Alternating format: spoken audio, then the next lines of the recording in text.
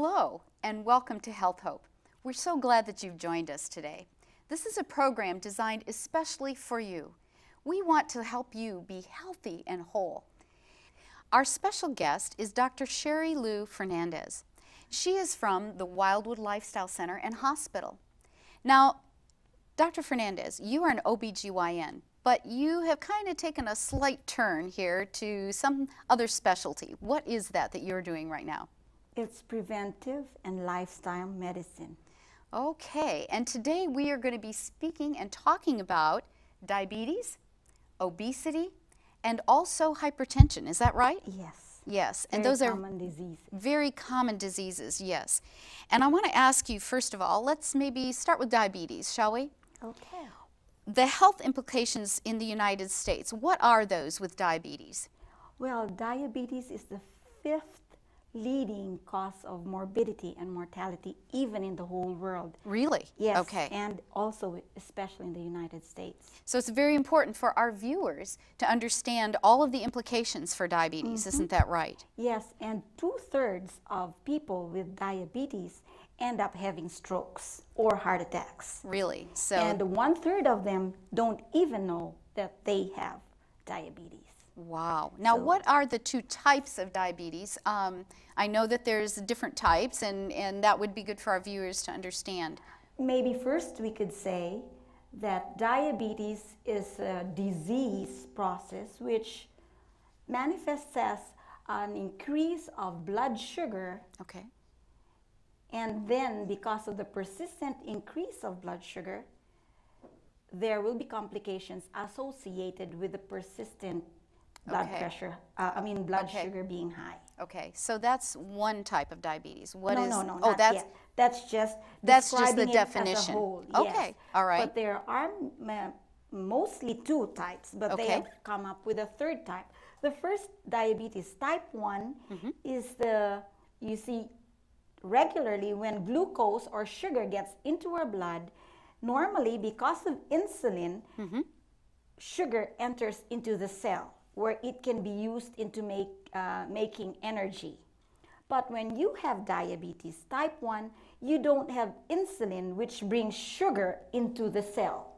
So when I take a candy bar and eat it, the reason is because I get a shot of that sugar. It goes into the cell, and the insulin helps to bring the sugar into the cell. Ah, and give me that energy to. Yes, but if you have type 1, you do not have insulin. So I see. Sugar stays in the bloodstream and increases in its amount level. Right. So it's insulin that is very important for us to understand or to know about. Yes. Yes. And And how it that works. comes from the pancreas. Okay. Then we have type 2, which is the pancreas is working. You do have insulin, but now this time the cell does not open up. Even if insulin says, cell, here's the glucose, the cell does not listen. It doesn't do anything. So you know what I kind of think of a Pac-Man. I remember Pac-Man. Anyways, I would kind of do this kind of thing. So that's what you're talking about, the insulin getting into the cell. And type 2, it cannot get into the cell. The cell doesn't open up. The insulin is like the key that opens the door so that glucose can enter into the cell. Ah, okay. So if the key does not match the cell's lock, then you can't open it. That's type 2. Okay. But in type 1, you do not have a key at all. So you cannot open the door. Sugar can't get into the cell. I see. So now if I were a diabetic, or if I were wondering if I were, what kind of a test would I take? How would I know? Okay. Many times people even do not know they have, as I said, they do not know they have diabetes. But if they start manifesting having like an appetite that they cannot control, you call that polyphagia. Too much appetite. They eat and eat and eat, and then they have another manifestation is polydipsia, meaning they're always thirsty. Okay, so they drink a lot of water. They drink a lot of water or whatever fluid so that they can quench their thirst. Yes. And another one is polyuria, meaning they go to the bathroom to okay, because to they've avoid, yes. taken in a lot of liquids, so But yes. even if they don't take a lot of liquids, they will still go to the bathroom very frequently. Really? So when they have these three manifestations, most likely they need to go to their doctor to Right. have their blood sugar taken. And you Okay. call that the fasting blood sugar. And if I were to have a physical once a year, wouldn't they also do that as something that's a regular thing? It is most likely part of the routine blood test. I see. Yes. I see. Okay. Now, what would be a normal reading, or I assume since you take the glucose readings, what would be normal? 70 to 99 would be normal. Okay. Yes. So that's what I want. Yes. But now if somebody was abnormal or it would be elevated, right? You would have a borderline, and then you would have a frank diabetes when Okay. you have higher levels. Okay. And however, if you cannot control your blood glucose for a long time, the best test really, if you're already diabetic, is to have your hemoglobin A1C. Because the hemoglobin A1C test, it's a blood test too. Okay. And it will tell the picture of your glucose level in the past 3 months. Wow, so they can go back Yes. in time even and read what your body has been doing with the glucose. Yes. So it tells the picture if you have been behaving yourself as to what you were supposed to be eating. Okay. You cannot cheat because there's a way Okay. for your doctor to check whether you were doing it the past 3 months. I see. Because if you say, I'm going to my doctor tomorrow or 2 weeks from now, and I start doing my right eating now, so that by the time I get to 2 weeks from now, but it cannot be, because 3 months past, you are covered by A1C, hemoglobin A1C. I see. Wow. Okay. Well, that's something to. Now, I think our viewers probably will want to hear that if they are diabetic. If diabetic, what are the risks with that? Maybe we should ask that question. What happens if somebody doesn't take care of themselves, or even if they do? What are the risks involved with diabetes? Okay, aside from really the main problem with diabetes is you have an increase in cardiovascular problems, okay? And because of the cardiovascular problems, vital organ systems in your body are affected, where there are minute blood vessels like capillaries to your eyes, capillaries to your brain, capillaries to your kidneys, and capillaries to your heart. They develop atherosclerosis from the high sugar. Which is what? Could you define that quickly? Atherosclerosis is like hardening of the blood vessels. Okay. Okay? And there are other risk factors, such as you sort of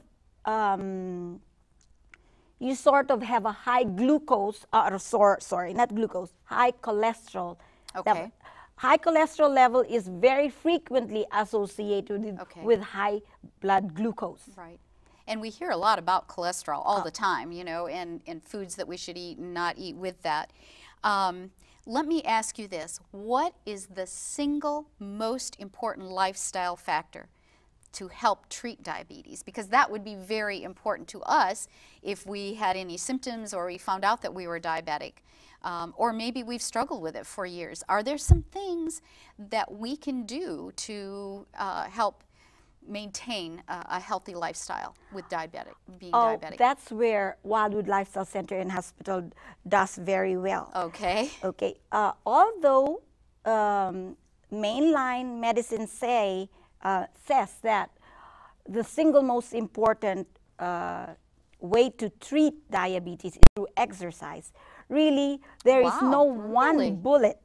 It's supposed to be. I see. You know, your lifestyle, you should be eating properly, you should be drinking water, you should be you should be having sunlight exposure, rest. But if they were to choose one and work on it really hard, not saying that the others are not important, because actually they are as important, but exercise is one of the most important, if you could say single most important, as you said. Okay. Well, it's kind of like the team leader taking the team, and so you put all those things together, but that kind of leads you as you, well, that's great. And exercise is sometimes one of the hardest things to do, isn't it? What also about diet? I understand that diet can help and is very important with the diabetic. There's things that they can't eat and can eat. What would you suggest for those who are just learning about diabetes? Okay. And maybe just discovered that they're diabetic? You see, what is the problem in diabetes? It's sugar, right? Okay, yes. So therefore, you have to do something about what gets the sugar into your bloodstream. Okay. Okay, and fast or slow.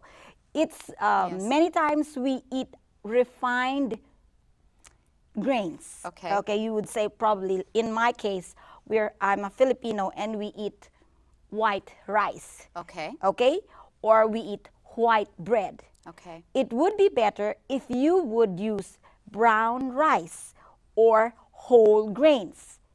Now, what is the difference in the sugar then? The sugar level is different, is that right? Would You that be see, right? in the whole grain, you have a lot of fiber. Ah, And the okay. fiber holds on to the sugar. Ah, So that when it is digested, fibers tenaciously holds on to the sugar. Yes. And so sugar does not peak in the bloodstream fast. It's released slowly because the fiber slowly gives up. I understand. The digestion of the whole grain takes longer. So therefore, the sugar takes longer to get into the bloodstream. If you have white flour, or white rice or white bread, there's no fiber at all. It's all starch, and when it gets to your tummy, it's glucose. Just pure glucose right away. Yes, There and is then it no- goes okay. straight to your bloodstream, Okay. and your blood glucose goes So we want to say that's a no-no, right? No, Now, most, I have heard somebody say one time, don't have anything white in your cupboard or whatever, and I guess that would be, that would Many include times that. so, Yes, yes. yes. So it's the whole grains that we want to look at. Yes. Is there anything else with diet that you would like to share with our viewers? Oh, another even, okay, if as much as possible, you refrain from using any sugar. Oh man, Okay, you're just not making refrain. this fun at all, It is- are you? You know, But you're right. it is something that you would start to say it's too difficult or too strict. Yes. But when you get there, you will be just happy that you had changed your lifestyle. Because you will feel healthy and whole, right? Yes. Yes, much healthier. Yes, much healthier. Yes. Are there any reminders that you would like to, or anything else that you can share with our viewers about diabetes? I mean, I know that we could take a long time to talk about Yeah, that, but it's a very broad topic. yes. But one very important thing that I would like to share with our listeners is drugs do not cure diabetes. Okay. Okay, and so you say, okay, I'm not taking my drugs. I'm just going to use herbs. Sorry, neither does herbs treat diabetes. Okay. They are not a substitute, in other They are words, what not you're a saying. substitute. Okay. Yes. Okay. They do not. Okay. They may be able to help put down the level of your Right. Right. your glucose, but they do not treat Okay. diabetes. Okay. All right. So drugs really doesn't do it. Okay. Let's move on now and talk about something that I know in my family was something just current. My father suffered a heart attack recently. High blood pressure, hypertension. Could you give us a definition of that? What does that even mean? I mean, you hear it all the time, I'm going to take my blood pressure. What does that mean? Okay, it's the pressure that the blood exerts against the blood vessel wall. Oh, okay. When the heart pumps, So it's kind of, yes, when the this heart kind of thing. pumps, blood rushes through the blood vessel wall, blood vessel, and whatever force it gives against the blood vessel wall is the blood pressure. I see. Okay, if your blood pressure were 140/90, you are already hypertensive. Okay. Really? But, however, not mainly, because supposedly I just got frightened one day. Oh, I heard okay. bad Just- news, and I have never had any history of hypertension. Never was my blood pressure high. And they took my blood pressure and it was high. Okay? But one time only, you cannot say you're hypertensive. It has to be taken 6 hours apart, 2 or 3 times to really be I said see. you're hypertensive. Right, because some things can affect Yeah, it just in exact- how we yes, the feel. blood In fact, pressure just to shift. even have it taken sometimes in the doctor office, it's kind of like, you Oh, you many get of nervous it. or They have whatever. this- Yeah, so it can probably Yes. elevate. Okay. Doctor syndrome. Yeah. Doctor's office syndrome, you say. Doctor office, I like that. Okay. I would like to ask you, though, you mentioned 140/90, but what are the ranges? I mean, what would be a normal, good blood pressure? What are we working towards? And what would be the elevated? And can you have a low blood pressure? I know I have my mother-in-law. Sometimes hers drops. So what is the normal range? What's a range that we would like to see or a doctor would like to see? Okay. The normal range first is 90 to 120. Okay. You see you have two levels. Right. You have the blank over blank. You Yes. say blank over blank. Yes. Okay. You have the first blank systolic, you say, is 90 to 120 systolic over 60 to 85 or 89, you would say. I see. Okay. So 90 to 120 over 60 to 89. Okay. Maybe just say 80. That would be still normal blood pressure. You would be considered that you have a normal. Yes. And then you have the borderline where now science or studies are proving that even if you are not really 140/90 and you stay in the borderline, you can already develop slow deterioration in the little blood vessels that the cells that the little blood vessels are bringing nourishment to. So even a blood pressure 125/90 is already scary. And what happens if that blood pressure rises and it's too high? Are there symptoms that our viewers might want to be aware of? Or because I think sometimes I've heard it called the silent killer kind of thing. Yes, it is. But are there some things that we can do or that we can recognize? It's very, very broad. But many times people do not know they're hypertensive when they just have, maybe they're just tired and then they have headaches, okay? Okay. And then or nape discomfort. Okay. And it probably is already showing you that you have hypertension. I see. So just a persistent headache, gnawing or undefined nape pain could be so along one the neck sign. area Yes, then. yes, at the back here. I see, I see. And what are some of the major factors that would affect blood pressure? Okay, for your blood pressure, because you take into consideration 4 things when you talk about blood pressure. Okay. You talk about the diameter of the blood vessel. Okay, we want to remember that, the diameter. Diameter, okay. meaning Yes. when the blood vessel opens up, your blood pressure is low. When your blood pressure goes, when your blood vessel becomes small, your blood pressure goes up. Okay, because it's constricting. It's then. constricting. Yes. Okay. Yes. The other one is the blood that passes through this blood vessel. Okay. If it were very sticky, like when you have high cholesterol or high blood glucose, it's like molasses going through a pipe. See, imagine how much pressure you have to have this thick blood pass through the blood vessel wall. Yes. So then you wouldn't want to have thick blood. Right. Okay? Right. Another one is how strong the heart pumps. So you got angry, really angry, and your heart started pumping really hard. So that's when you feel your heart kind of pumping really fast. Yes, then your blood pressure goes up. Okay. And also you have another one, it's the amount of blood that you have in the blood system. Okay. So if you eat a salty meal, what happens? You drink a lot of water. You take more water, So yes. you take more water, salt holds the water, so your blood volume goes up. So then your blood pressure shoots up. Okay. So watch those 4 things, and then you may be able to take care of your blood pressure. So that's what for treatment or to help with any blood pressure issues, those are the things that we want to remember. Yes. And maybe you want to give them just one more reminder, those 4 things for hypertension. Okay. For the blood vessel constriction, many drink coffee, their blood pressure goes up. Okay. Stress So we makes wanna your stay blood away from pressure. that. Yes. Okay. Stress makes your blood vessels close down. Atherosclerosis from taking in too much fat, saturated fats causes clogging. Okay. You have viscosity of the blood. You don't want to have high cholesterol. You don't want to have high glucose. Right. You don't want to eat salty food because your blood volume goes up. You don't want to be always excited. You have to have rest. You have to relax and make your heart slow down a little bit, or not Okay. so pumping so hard. Okay. So it's important things. All right. Okay. Well, we have one last issue that we wanted to talk to, health issue. It was obesity. Our time is kind of running short. We've had so much to discuss today.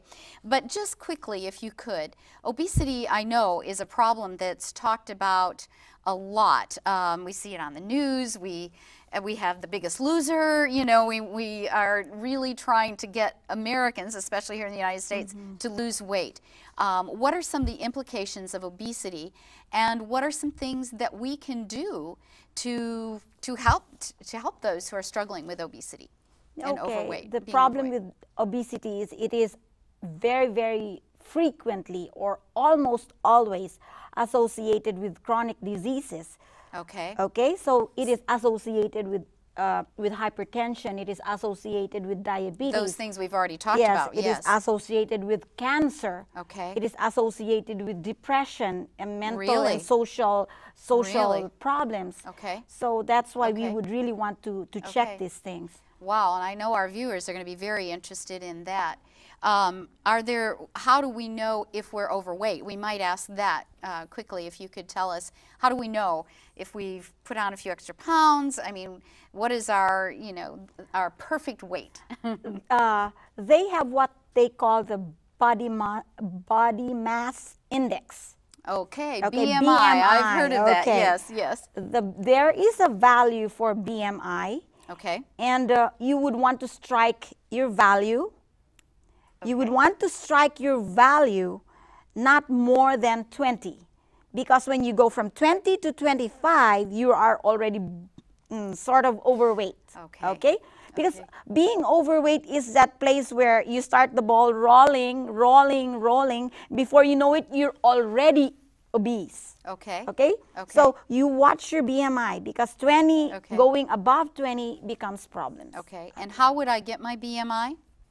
It's taking your height over your weight. You know, Okay. it's strictly, let me see, it is weight in kilograms over height in meters squared.